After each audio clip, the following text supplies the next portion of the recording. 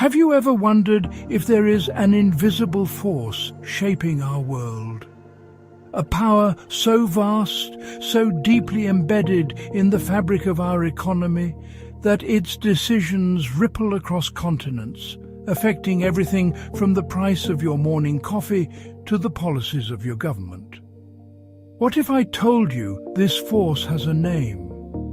It is not a secret society, nor is it a shadowy cabal meeting in a smoke-filled room. It is a corporation operating in plain sight, yet its true influence remains a mystery to most.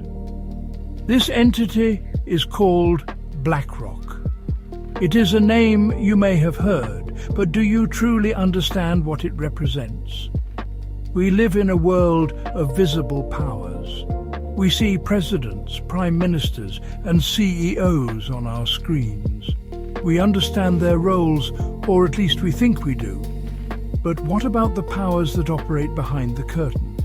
The ones that advise those leaders, finance their ambitions, and even own a piece of the companies they run. BlackRock is perhaps the most significant of these hidden giants. It doesn't manufacture cars or sell phones. It deals in something far more fundamental: money.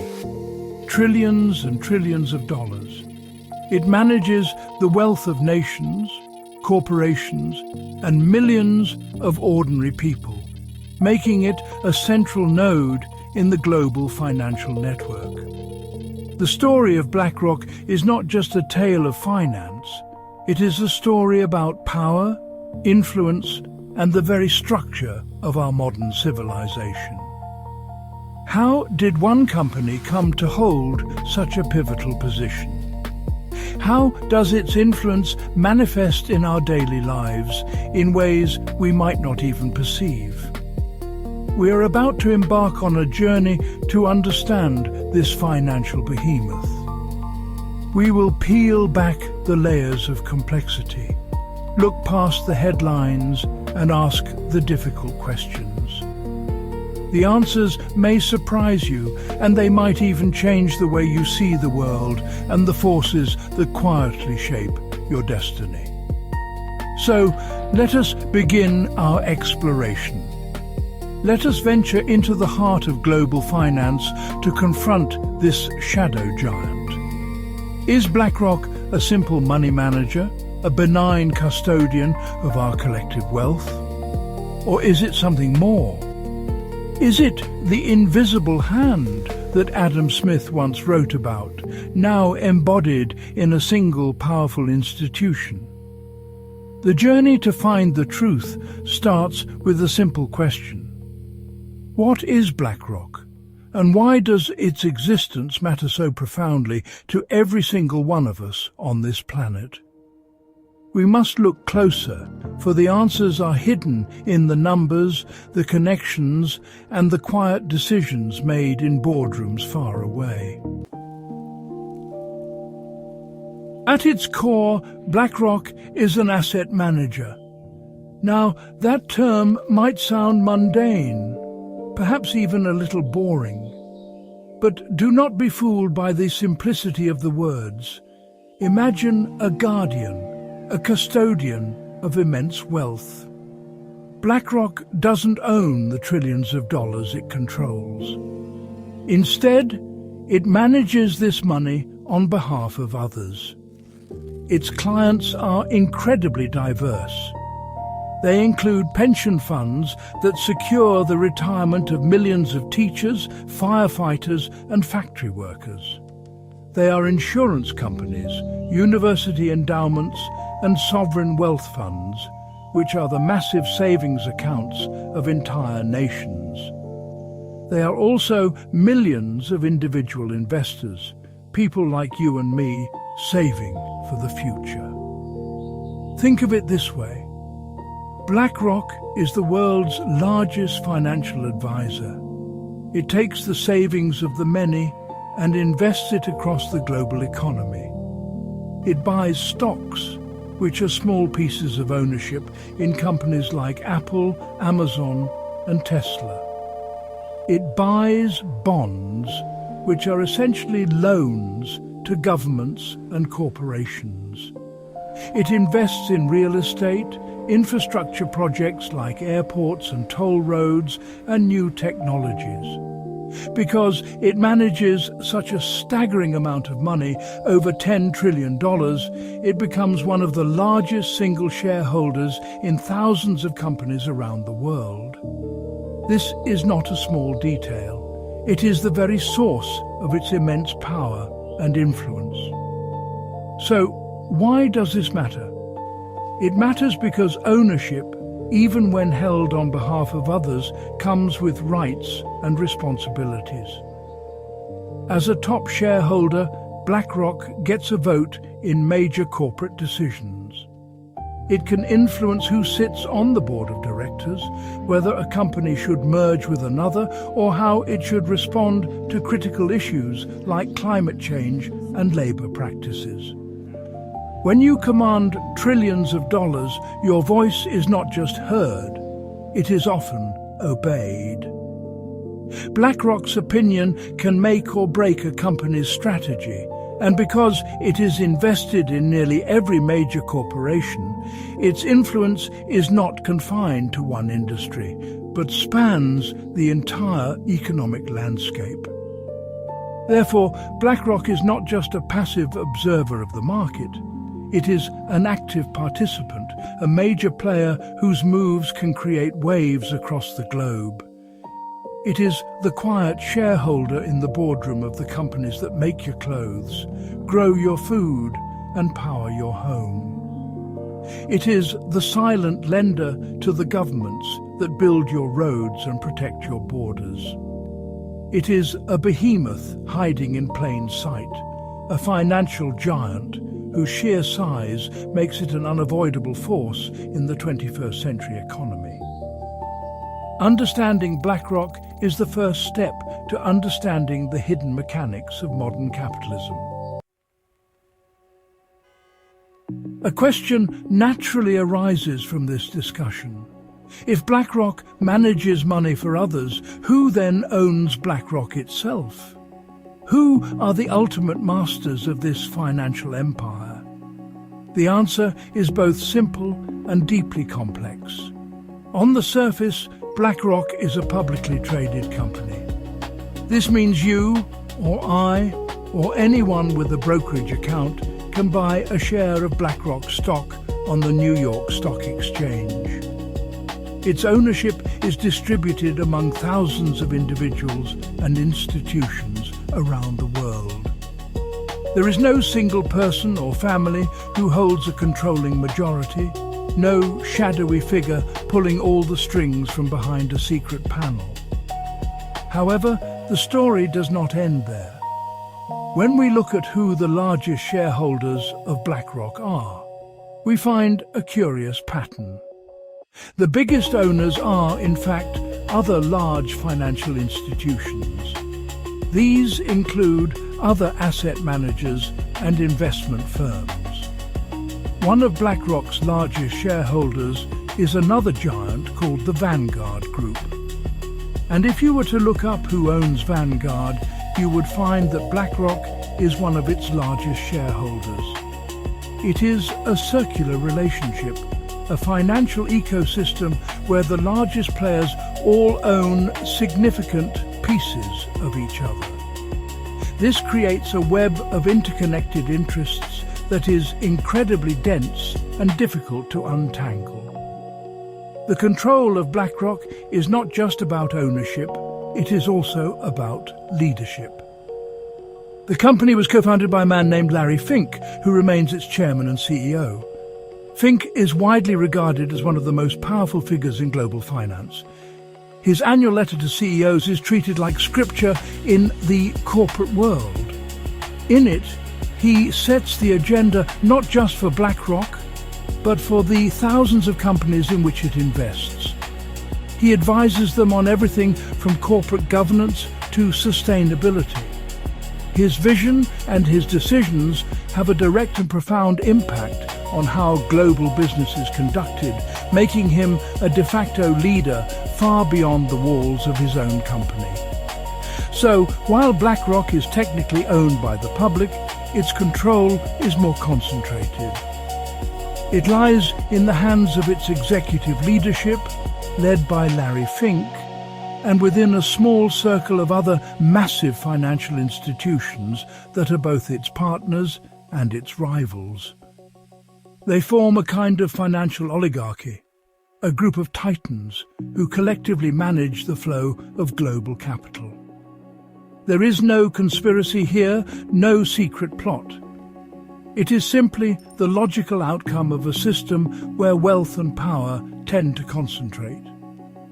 The question is not who owns BlackRock, but what does this concentration of influence mean for the rest of us? Every empire has an origin story, and BlackRock's begins not in a grand palace, but in a single room in 1988. It was founded by a small group of 8 partners led by Larry Fink. Fink had a vision. He had experienced a massive loss at his previous firm due to poor risk management. He was determined to build a company that was different. He wanted to create a firm that was obsessed with understanding and managing risk above all else. This singular focus on risk would become the bedrock of BlackRock's entire philosophy and the key to its eventual domination of the financial world. The early years were focused on a specialized area of finance managing bonds for institutional clients. BlackRock quickly earned a reputation for its sophisticated analysis and its cautious, risk-aware approach. But the true turning point came with the creation of a revolutionary technology. The founders built a proprietary risk management platform, a supercomputer system they named Aladdin. This was not just a piece of software, it was a central nervous system for finance. Aladdin could analyze vast portfolios of investments, stress test them against thousands of potential economic scenarios, and identify hidden risks with unparalleled precision. It was their secret weapon. BlackRock's growth was steady, but it became explosive through a series of bold strategic acquisitions, especially during times of crisis. When other firms were struggling, BlackRock saw opportunity. In the mid-2000s, it acquired Merrill Lynch Investment Managers, dramatically expanding its reach. But its most legendary move came in the ashes of the 2008 financial crisis. In 2009, it acquired Barclays Global Investors, or BGI. This deal was a game-changer. It brought BGI's massive index fund and exchange-traded fund business, known as iShares, under BlackRock's roof. Suddenly, BlackRock was not just for big institutions. It was accessible to everyone. This acquisition transformed BlackRock into the world's largest asset manager overnight. The iShares ETFs allowed ordinary people to invest in broad market indexes with very low fees. This democratized investing, but it also funneled trillions of dollars into BlackRock's management. The company had perfected a two-pronged strategy: sophisticated, high-end risk management for the world's biggest players through Aladdin, and simple, low-cost investment products for the masses through iShares. From a single room, a global empire had been built, not on speculation, but on the principles of risk control and immense scale. At the very heart of BlackRock's empire lies a force that, honestly, few people have ever seen, but that influences the financial lives of millions. It is called Aladdin. The name stands for Asset, Liability and Debt and Derivative Investment Network. But its capabilities sound more like something from science fiction than from finance. Aladdin is a vast interconnected network of computers that acts as the central nervous system for BlackRock and a growing list of its most powerful clients. It is the technological marvel that gives the firm its edge, a sort of digital oracle that peers into the complex machinery of the global economy. Imagine for a moment a system that monitors trillions of dollars in assets in real time. It tracks stocks, bonds, currencies and commodities across every market on Earth. But it does more than just track. Aladdin runs millions of complex calculations every single day. It simulates financial crises, political upheavals, and natural disasters to see how they would affect a client's portfolio. What happens if interest rates suddenly spike? What if a trade war erupts between two superpowers? What is the impact of a hurricane on insurance stocks?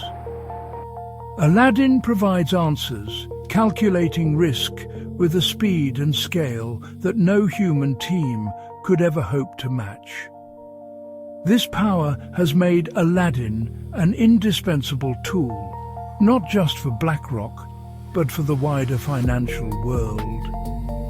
Other massive asset managers, insurance companies, and even central banks now pay BlackRock to use its platform.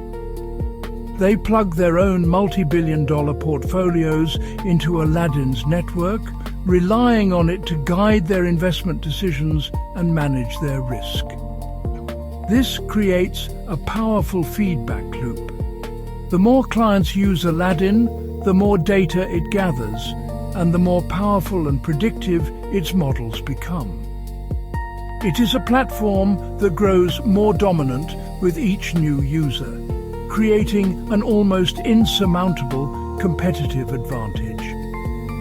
This is where the story honestly takes a fascinating turn. By providing the core operating system for a significant portion of the global financial industry, BlackRock gains an unprecedented view of the market. It can see how capital is flowing, where risks are concentrating, and how other major players are positioned. It's like having a map of the entire financial chessboard, while others can only see their own pieces. This knowledge is, of course, firewalled and protected. But the very existence of such a centralized system raises profound questions about the concentration of information and power in the hands of a single private company. Aladdin is not just a tool. It is an instrument of immense, unseen influence. BlackRock's influence extends far beyond the gleaming towers of Wall Street. It quietly touches our lives in ways we often fail to realize. Because it is a top shareholder in so many of the world's largest corporations, its decisions in the boardroom have real-world consequences.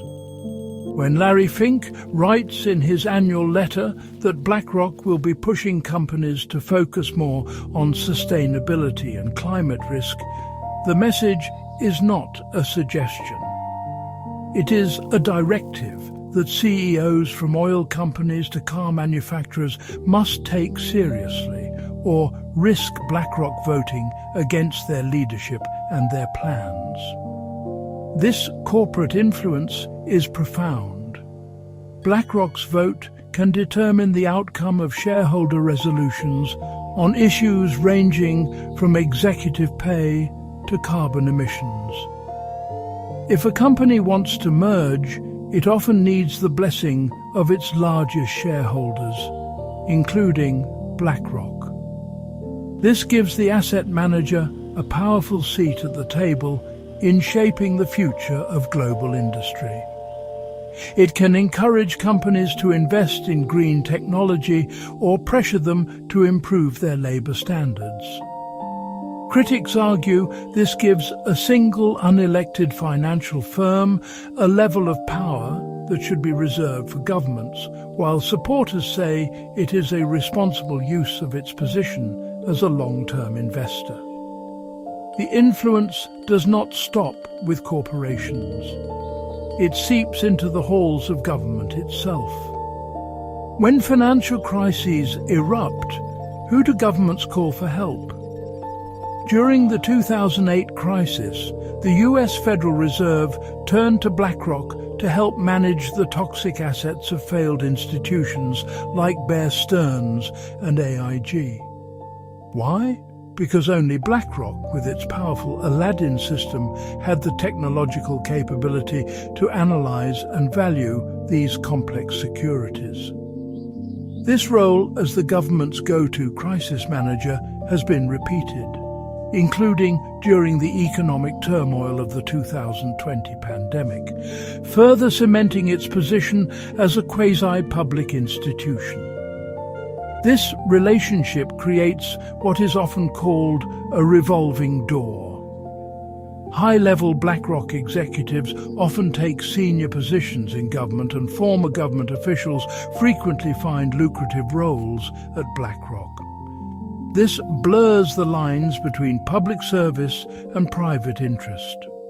It raises questions about whether government policy is being crafted for the public good or for the benefit of the financial giants who have the ear of policymakers. BlackRock's influence is therefore not just financial, it is political, it is corporate, and it is shaping the very rules of the game we all have to play.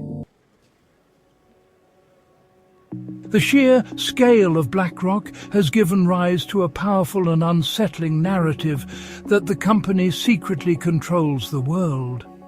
This idea is popular in internet forums and documentary films, painting a picture of Larry Fink as a puppet master pulling the strings of global events. The claim is that through its vast investments, its technological prowess with Aladdin, and its deep connections to government, BlackRock has become a shadow government, unaccountable to anyone. But how much of this is fact, and how much is fear-driven fiction? The factual basis for this claim is BlackRock's size. When a single firm manages over $10 trillion and is the largest shareholder in a huge number of major companies, it undeniably has enormous influence. As we have seen, its voting power in corporate boardrooms is real. Its advisory role to governments during crises is also a documented fact. These elements combine to give BlackRock a level of soft power that is unparalleled in the corporate world. Its pronouncements on issues like climate change can shift corporate behavior globally, a power once reserved for treaties between nations. However, the counter-argument is equally important to understand. BlackRock insists that it does not own the assets it manages, it is merely a custodian for its clients. The voting power it wields is exercised on their behalf. Furthermore, while it is a huge shareholder, it rarely owns more than 5 to 10% of any single company. This gives it influence, but not outright control. It cannot simply fire a CEO or dictate every decision. It must work with other shareholders to effect change, and its power is often one of persuasion rather than command. It is a giant, but a giant that has to tread carefully. The truth, as it often does, likely lies somewhere in the middle. The idea of a secret cabal controlling the world from a BlackRock boardroom is almost certainly a myth. The company is too public, too regulated, and its ownership too diffuse for that. However, to dismiss its power as insignificant is also naive.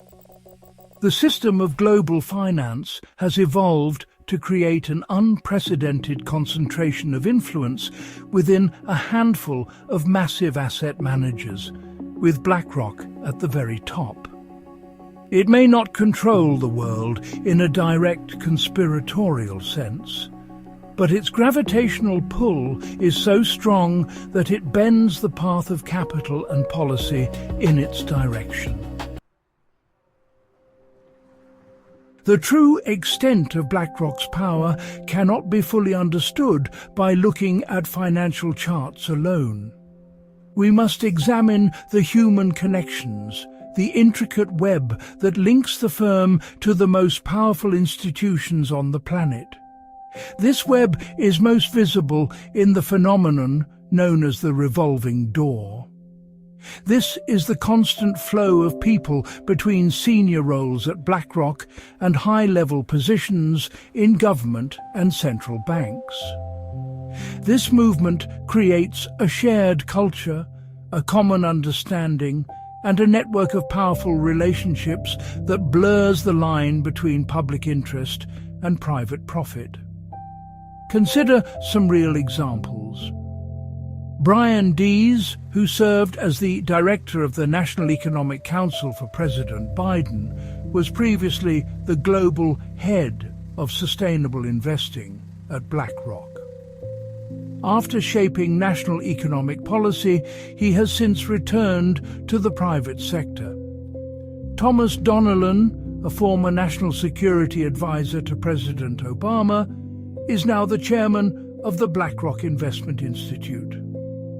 These are not isolated cases. Similar movements can be seen in Europe and Asia, where former finance ministers and central bankers find their way to advisory roles at BlackRock and vice versa. This revolving door has profound implications. When former BlackRock executives enter government, they bring with them the worldview and priorities of the financial industry. Their solutions to economic problems are naturally shaped by their experience. This is not necessarily malicious, but it can lead to policies that favor large financial institutions. Conversely, when former government officials join BlackRock, they bring with them their invaluable contact lists and their intimate knowledge of the inner workings of regulation and policy. This gives the firm an unparalleled advantage in navigating the political landscape. Critics argue that this creates a conflict of interest at the highest levels. How can a government regulate a firm that is staffed by its former colleagues and maybe its future employer? This close relationship has led some to call BlackRock a fourth branch of government, an entity so intertwined with the state that it is difficult to tell where one ends and the other begins. The firm's advisory contracts with central banks, like the US Federal Reserve and the European Central Bank, only deepen this connection. BlackRock is not just a participant in the market, it has become a key architect of the rules that govern it. We have journeyed into the heart of a financial titan. We have seen how BlackRock, from a humble start, grew into the world's largest shadow bank, a custodian of trillions of dollars. We have marveled at the power of its technological brain, Aladdin, which gives it a unique view of the global economy. We have traced its influence from the boardrooms of the world's biggest companies to the corridors of power in Washington, D.C. and beyond. We have weighed the facts and the fictions surrounding the claim that it controls the world, finding a complex truth that lies between awe and apprehension. The story of BlackRock is the story of a new kind of power in the 21st century. It is not the power of armies or ideologies, but the power of capital concentration and information. The rise of passive investing through ETFs and index funds has funneled an unimaginable amount of wealth into the hands of a few giant managers.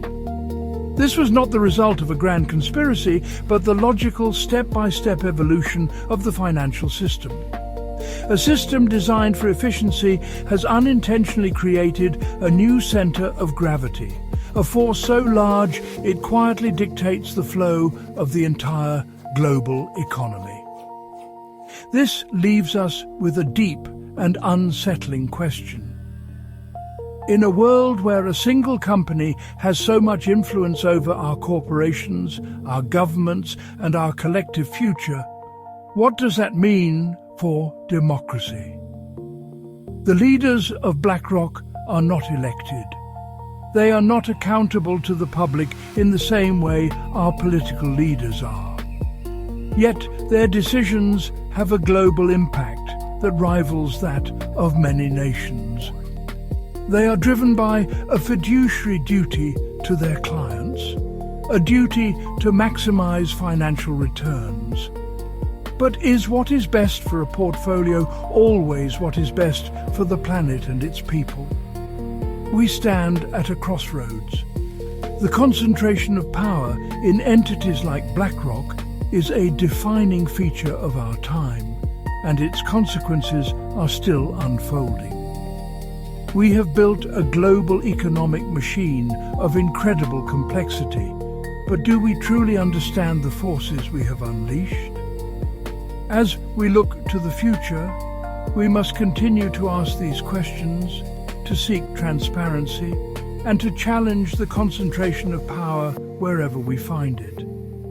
And so we are left with the ultimate puzzle, the one that lies at the heart of our modern world. In an economy dominated by such giants, who is truly in control?